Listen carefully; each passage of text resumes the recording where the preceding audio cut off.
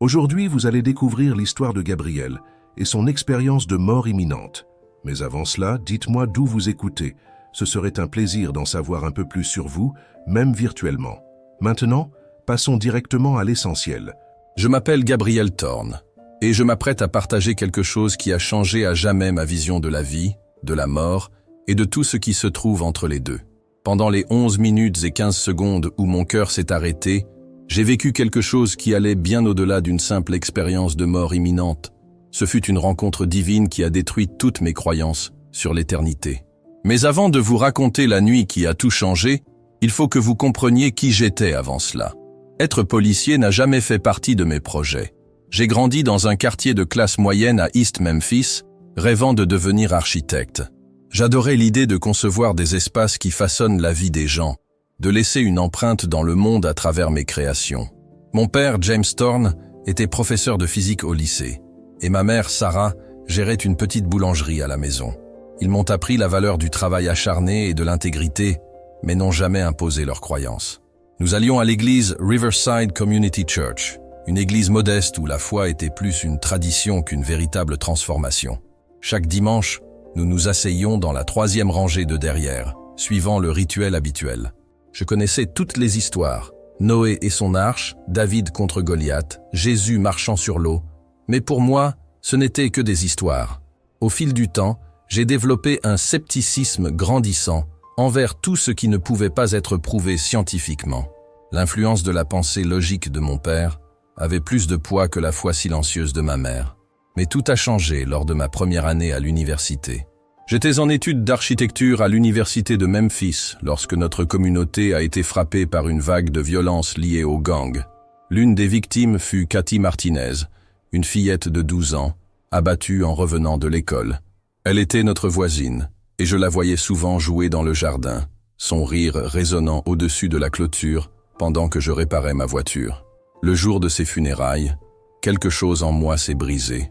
Assis dans cette église, observant ses parents consumés par la douleur, j'ai réalisé que les bâtiments les plus beaux du monde ne signifiaient rien si les gens n'étaient pas en sécurité pour marcher parmi eux. Cet été-là, j'ai changé de voie et me suis inscrit en droit pénal. Je n'ai jamais regretté ma décision. L'académie de police fut un défi, mais pas de la manière à laquelle je m'attendais. L'entraînement physique était épuisant, mais gérable. Des années de football au lycée m'avaient bien préparé. Ce qui m'a vraiment mis à l'épreuve, ce furent les aspects psychologiques. Prendre des décisions en une fraction de seconde entre la vie et la mort. Équilibrer la fine ligne entre la loi et la justice. Et comprendre que le choix juste n'est pas toujours le plus facile. Ces leçons ont transformé ma vision du monde. J'ai obtenu mon diplôme parmi les meilleurs de la promotion en 2009, au cœur de la grande récession, quand Memphis était plongé dans le chaos. Pendant mes premières années en tant que policier, j'ai été témoin de l'humanité dans ses extrêmes. J'ai vu du désespoir, de la colère et de la violence, mais aussi de la bonté et de la résilience. L'homme sans abri qui partageait son dernier sandwich avec un chien errant. La mère célibataire travaillant 3 emplois pour envoyer ses enfants à l'école. Le couple âgé qui ouvrait sa maison aux enfants du quartier qui avaient besoin d'un refuge. Pendant cette période, mon partenaire était Marcus Johnson, un vétéran de 20 ans dans la force. Il n'était pas seulement un mentor, il est devenu le grand frère que je n'avais jamais eu. Marcus avait une foi inébranlable, mais il n'était pas du genre à prêcher. Il démontrait sa croyance par des actions, priant avec des victimes et même avec des suspects, achetant des courses pour des familles en crise, traitant tout le monde avec un respect sincère. Un jour, après un service particulièrement difficile, il me dit « Gabe, ce travail va te rendre amer ou meilleur. Le choix t'appartient. Mais souviens-toi, tout le monde que tu rencontres mène un combat que tu ne peux pas voir. » Ces mots ne m'ont jamais quitté.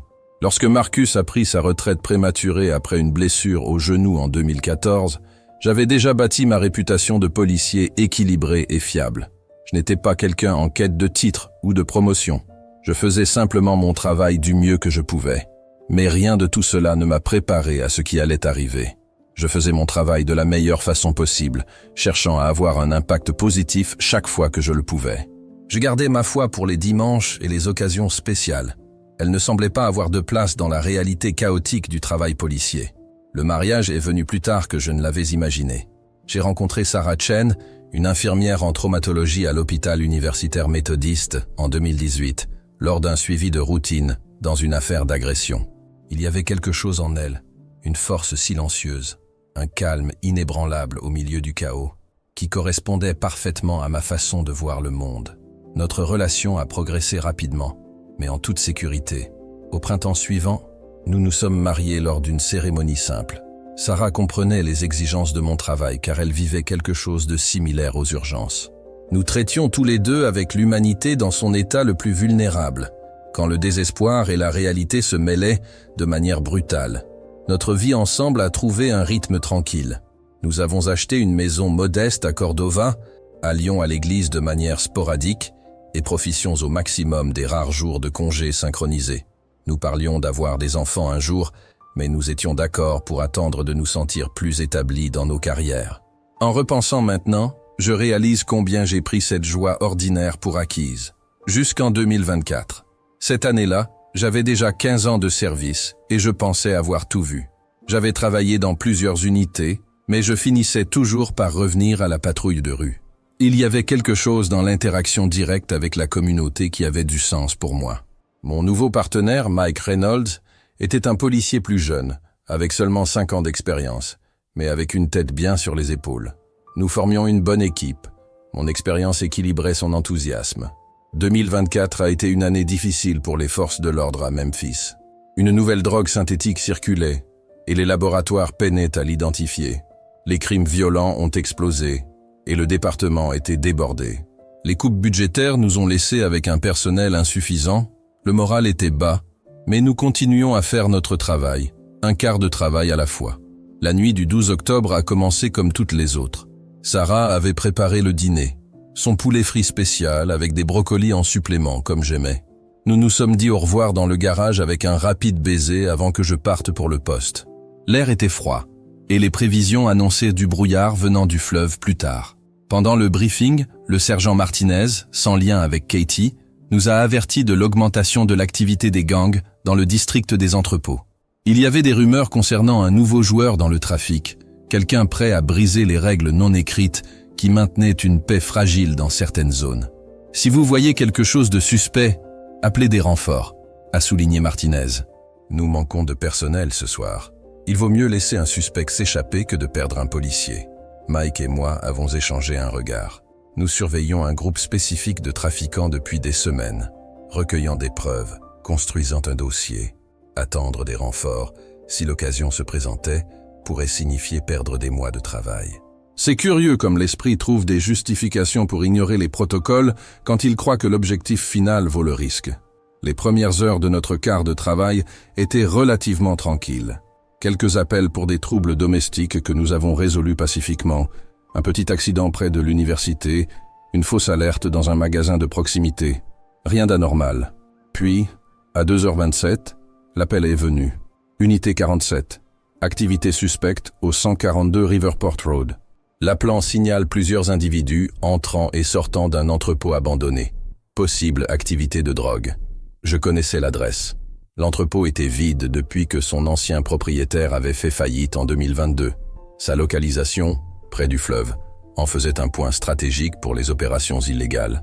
Plusieurs routes d'évasion, peu d'éclairage, assez de mouvements pour camoufler les activités suspectes. Unité 47 en route. Ai-je répondu par radio, tournant déjà notre voiture en direction du quartier River District. Demander des renforts pour établir un périmètre. Le brouillard s'épaississait, venant du Mississippi, créant une atmosphère dense et oppressante. L'entrepôt est apparu devant nous, une ombre sombre contre le ciel gris. La lumière de sécurité au-dessus du quai clignotait de manière erratique, projetant des ombres inquiétantes qui réduisaient la visibilité. Mike a éteint le moteur à un demi-quart de mile de distance. Nous sommes descendus et avons continué à pied. Les années d'expérience m'ont appris à faire confiance à mes instincts, et quelque chose dans cette scène me paraissait étrange. L'air semblait lourd, comme ce moment de silence juste avant qu'une tempête n'éclate. J'aurais dû écouter ce pressentiment. J'aurais dû attendre les renforts. J'aurais dû me rappeler l'avertissement de Martinez.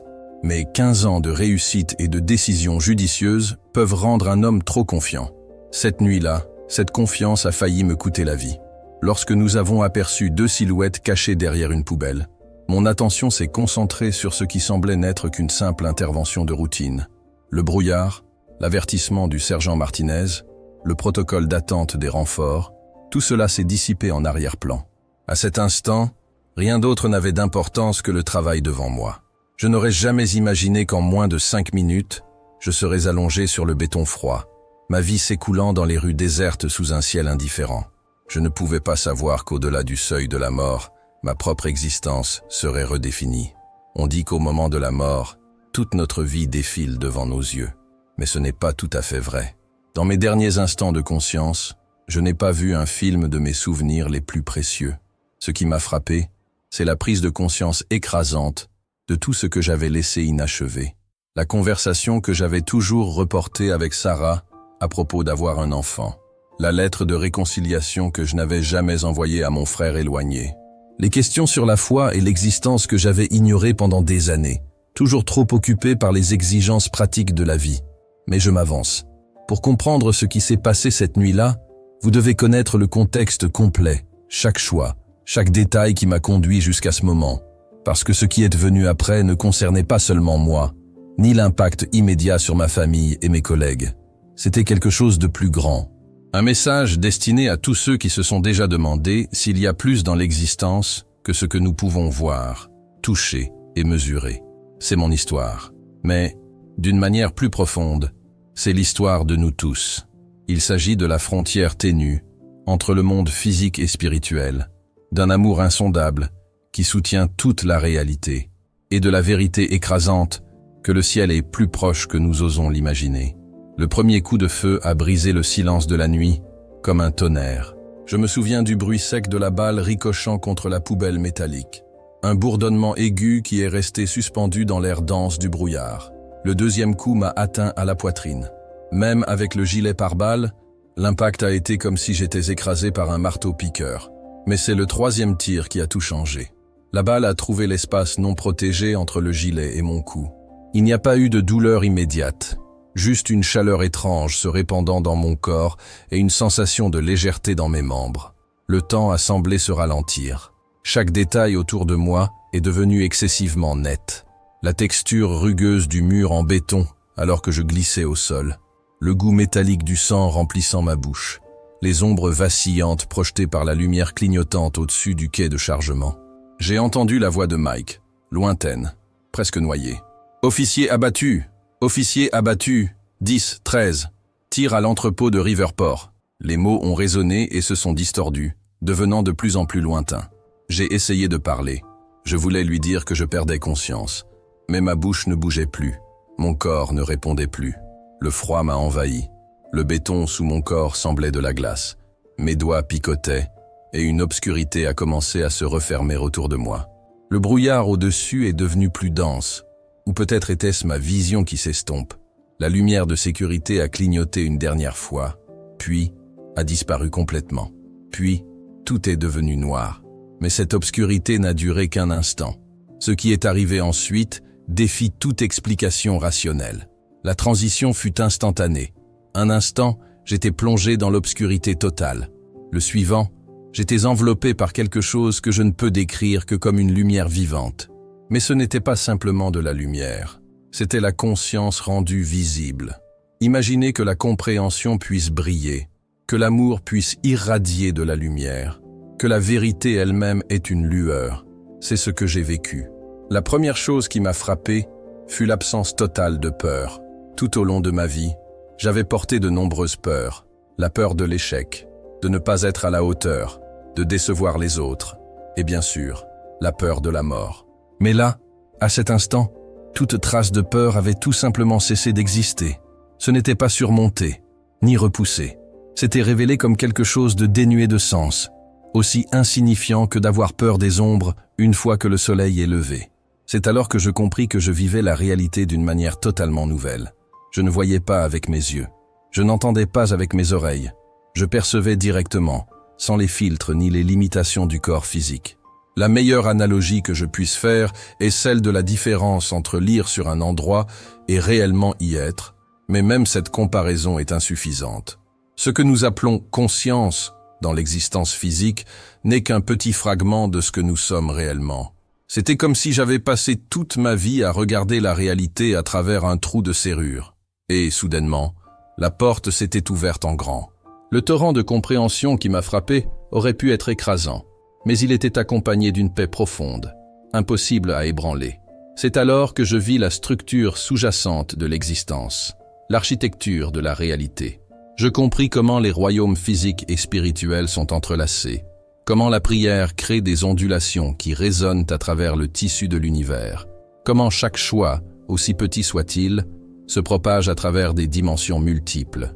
Et au centre de tout cela, soutenant chaque particule de la création, il y avait une force unificatrice, l'amour. Mais pas l'amour émotionnel ou sentimental comme nous avons l'habitude de le penser.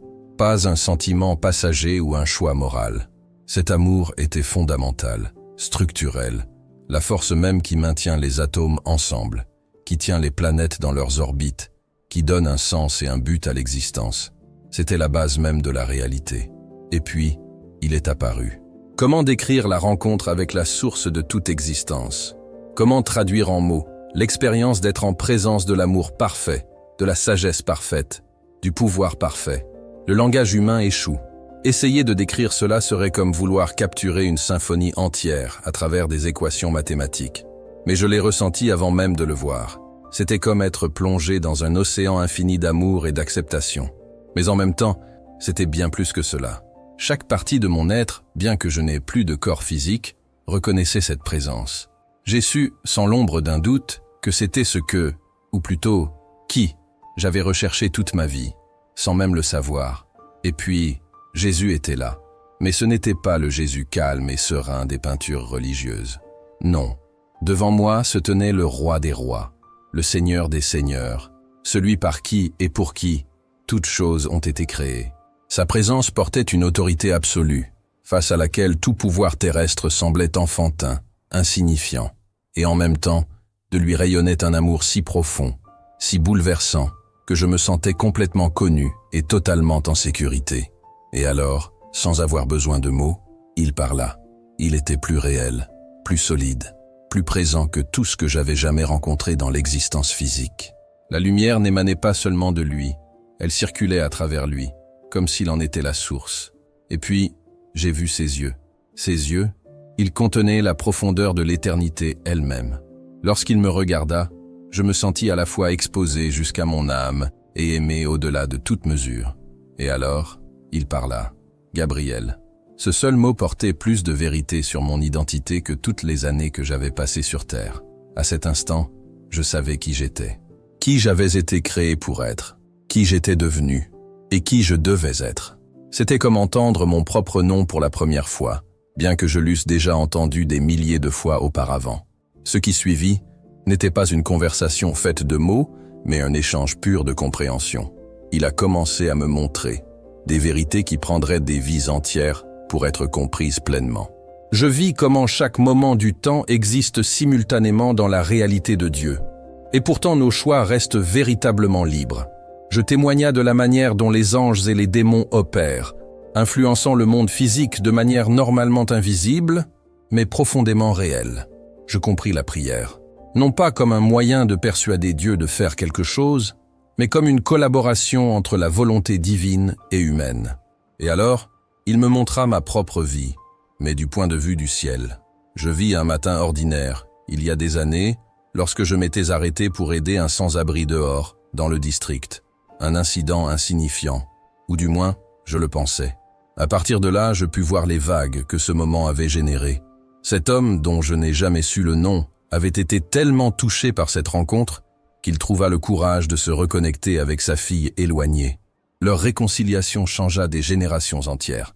Et alors, je vis les moments que j'avais perdus, les occasions de bonté que j'ai ignorées, les chances de montrer de l'amour que j'ai laissé passer. Mais même ces révélations ne sont pas venues avec condamnation.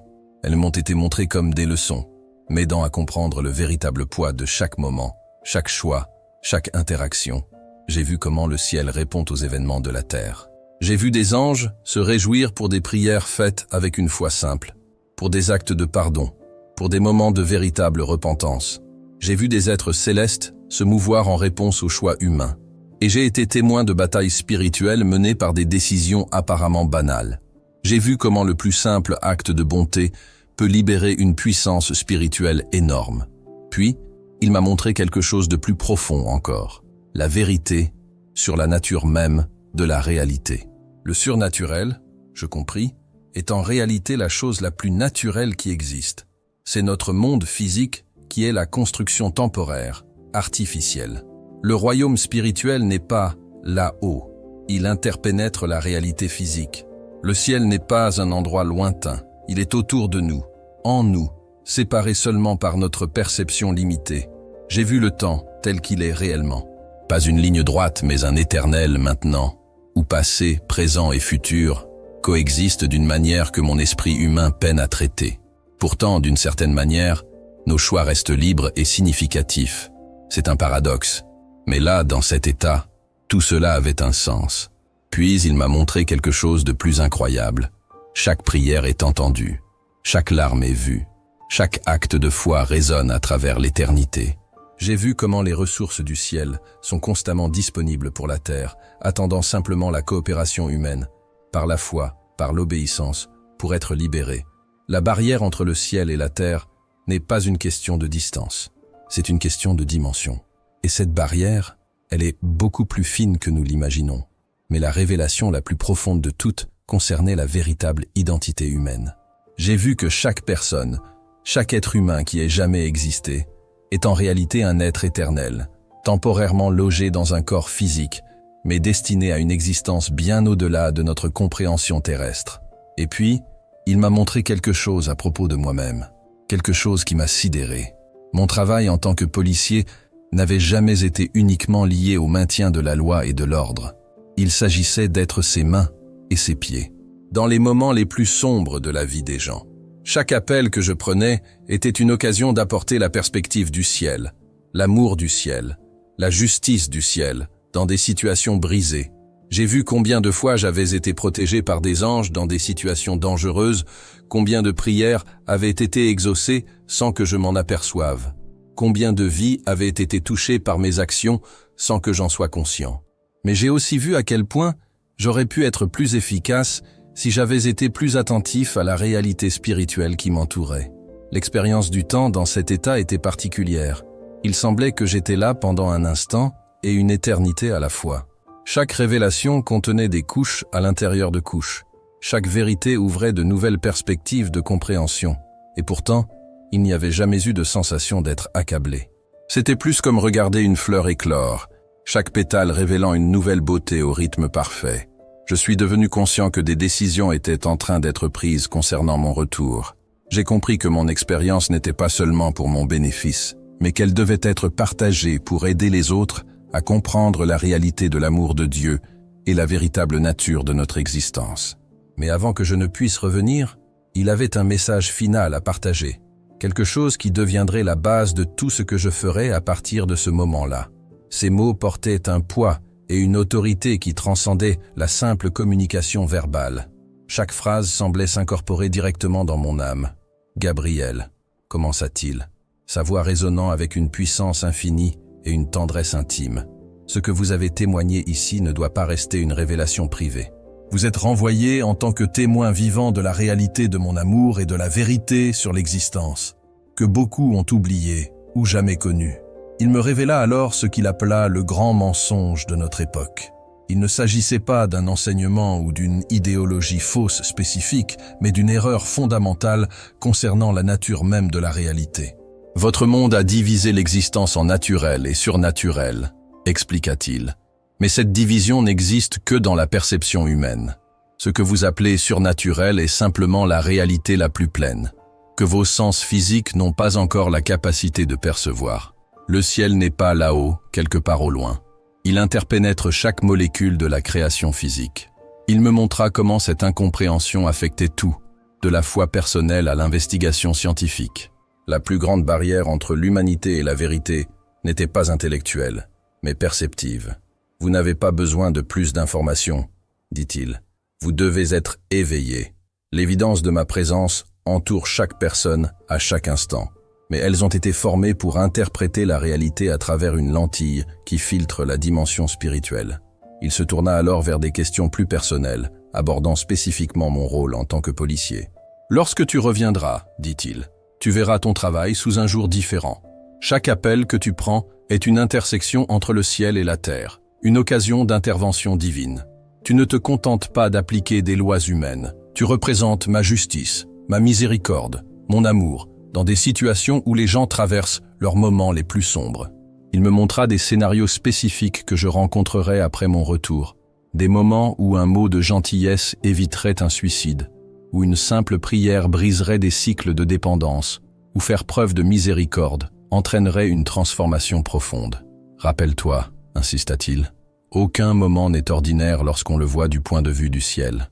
Le plus petit acte d'amour sincère porte plus de puissance que toute l'obscurité existante. » Puis vint la partie la plus profonde de son message final, une vérité sur la nature de l'identité humaine qu'il dit être cruciale pour notre époque. « Dis-leur, dit-il, qu'ils ne sont pas des êtres physiques ayant des expériences spirituelles occasionnelles. Ils sont des êtres éternels, ayant une expérience physique temporaire. Chaque personne que tu rencontres est une âme immortelle, vêtue d'un corps temporaire. Lorsque tu comprends cela réellement, cela transforme la façon dont tu vois tous et tout. Il parla des temps dans lesquels nous vivons, bien que non en termes de dates ou d'événements spécifiques. Tu vis une saison d'accélération, dit-il, où le voile entre les royaumes physiques et spirituels devient de plus en plus mince. De plus en plus de personnes commenceront à expérimenter des réalités surnaturelles, qu'elles soient prêtes ou non, et ton témoignage les aidera à comprendre ce qu'elles expérimentent. Puis il me donna des instructions spécifiques sur la façon de partager mon expérience.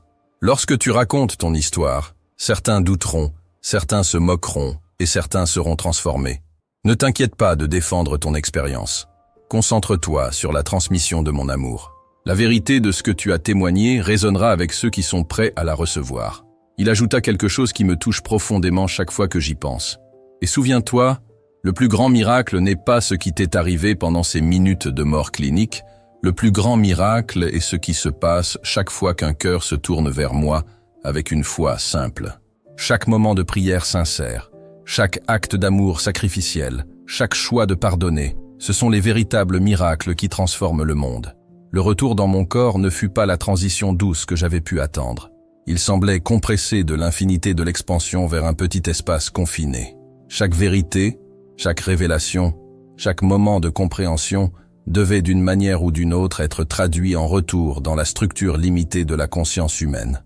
J'ai eu du mal à respirer, et je me suis réveillé dans un chaos de sensations et de sons.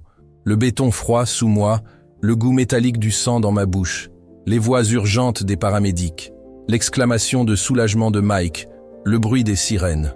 Tout semblait à la fois oppressant et étrangement distant, comme si je vivais cela à travers un filtre. L'équipe médicale m'a dit plus tard que j'avais été cliniquement mort pendant exactement 11 minutes et 15 secondes.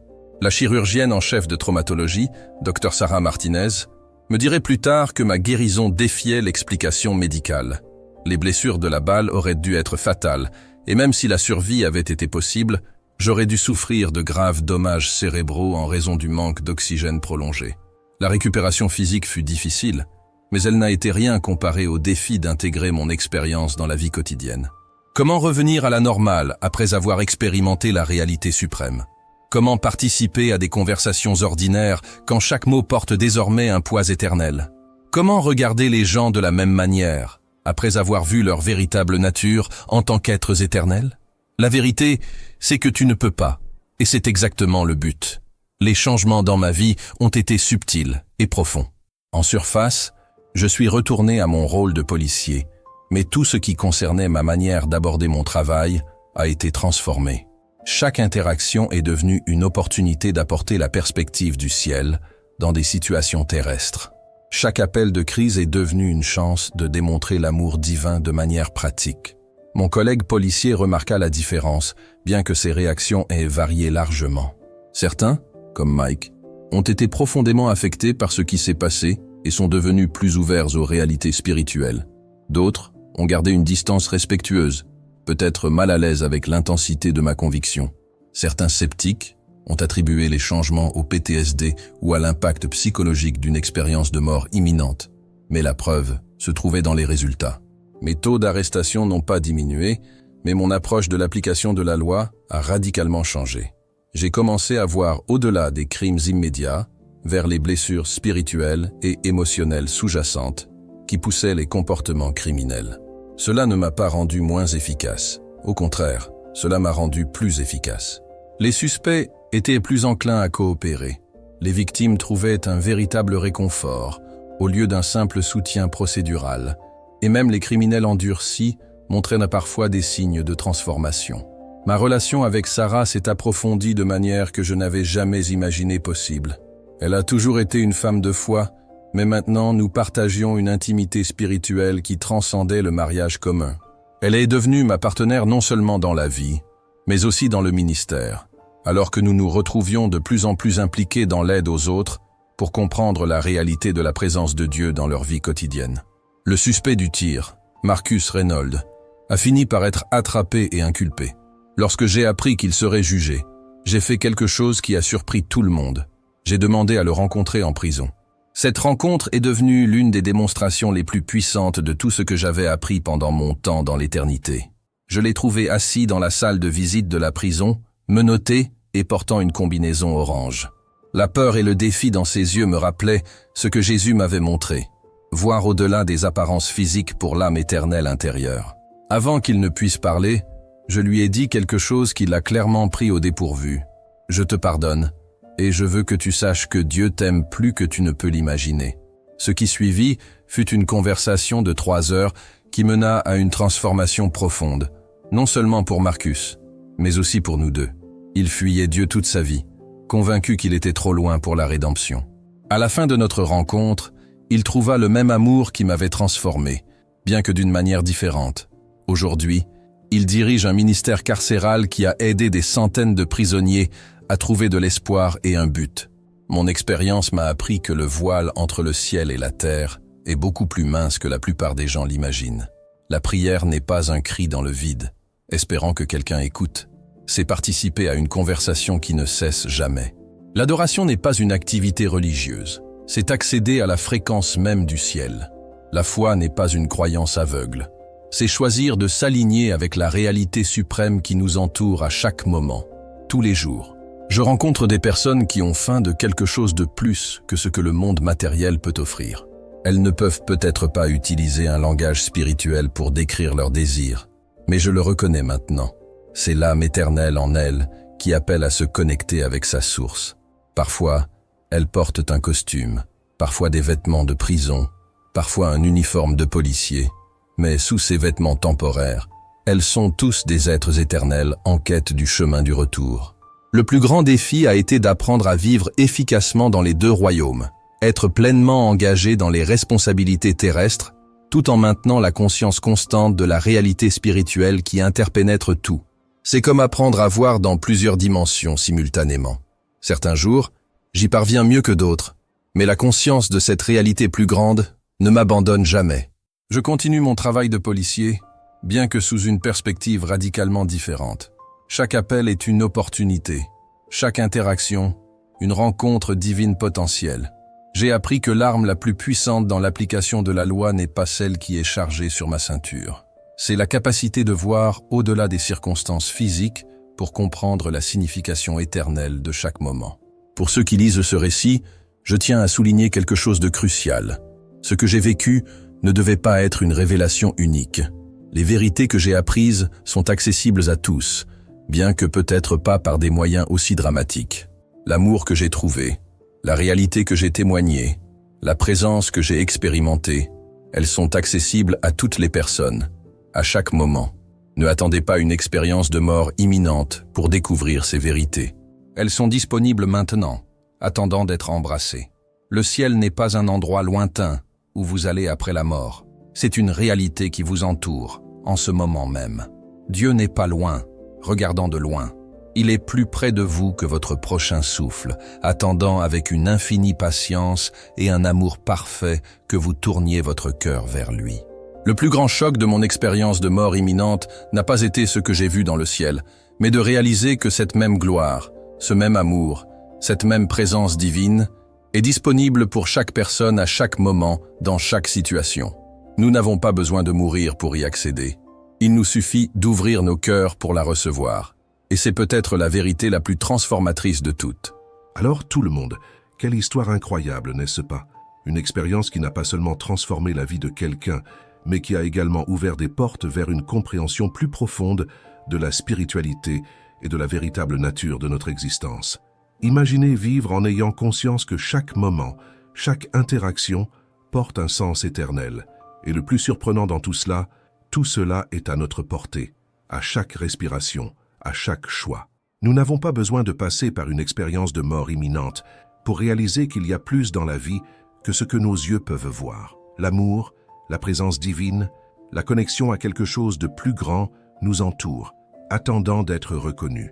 La véritable révolution spirituelle commence au moment où nous ouvrons nos cœurs et commençons à voir le monde sous un nouveau jour. Si vous avez aimé cette histoire et souhaitez en savoir plus sur la façon d'appliquer ces vérités dans votre propre vie, n'oubliez pas de liker, de vous abonner à la chaîne et d'activer la cloche pour ne manquer aucune nouveauté. Et bien sûr, partagez cette vidéo avec vos amis. Peut-être qu'ils ont aussi besoin d'entendre ces mots au bon moment. À la prochaine, tout le monde. Et rappelez-vous, chaque moment est une opportunité divine, il suffit d'être attentif.